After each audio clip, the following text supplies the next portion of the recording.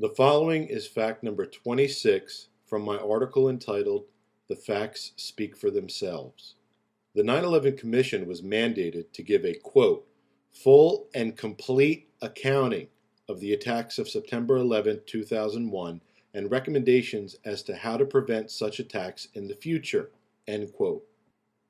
The 9/11 Commission had the power of subpoena but rarely used it. Instead, they used what were called document requests, which could be and were ignored. As mentioned in fact number 19, several whistleblowers were brought forward but were either censored or ignored by the 9/11 Commission.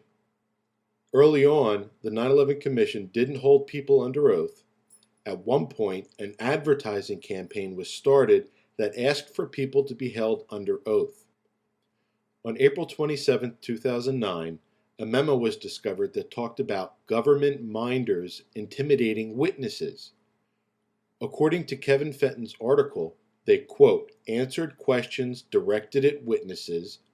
They acted as monitors, reporting to their respective agencies on commission staff's lines of inquiry and witnesses' verbatim responses.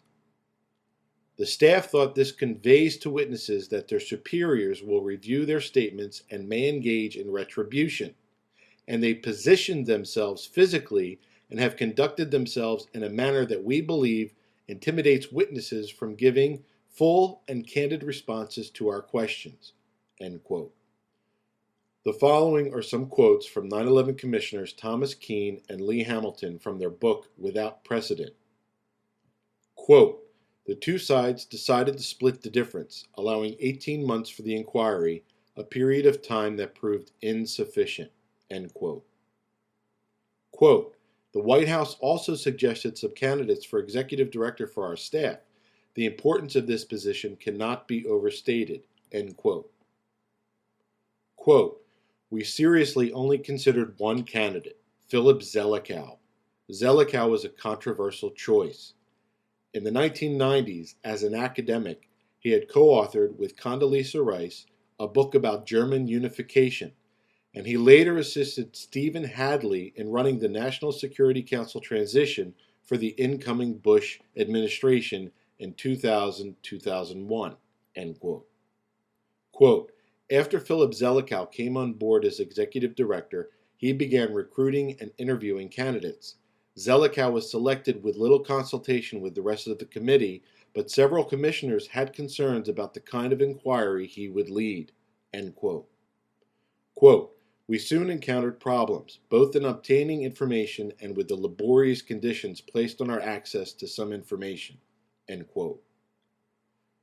Quote, "We decided against an aggressive use of subpoenas for several reasons.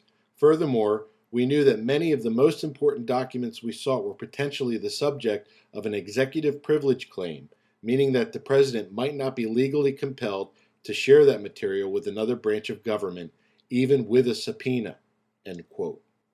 Quote, "We were supposed to be independent, not necessarily confrontational. We were investigating a national catastrophe, not a White House transgression. This was 9/11, not Watergate," end quote. Quote, "Senior officials from the FAA and NORAD, Jane Garvey and Craig McKinley, made statements about the timeline of 9/11 that were later proven to be inaccurate," end quote. Quote, "Many interviews were recorded, though we were not permitted to record those conducted with current officials from the executive office of the president," end quote. Quote, "We were set up to fail," end quote. The 9/11 Family Steering Committee was made up of 12 family members, including the Jersey Girls. They monitored the commission, they worked with the staffers of the commission, and they provided hundreds of well-researched questions for the commission to answer.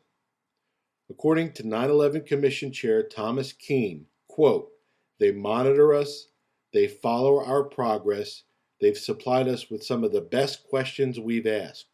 I doubt very much we would be in existence without them," end quote.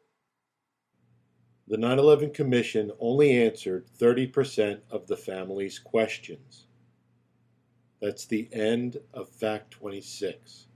The 9/11 Commission was a horrible failure, a grave injustice to the families, the citizens of this country, and the world.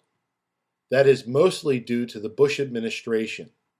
As Thomas Keane, chairman of the 9/11 Commission, said, if not for the families, we wouldn't even have had the commission. I say again, if not for the families, we wouldn't even have had the commission. We need a real criminal investigation into the most horrific crime ever to take place on American soil. The further away we get from that day, the harder it will be to get to the truth. We need a real criminal investigation, and we need it now.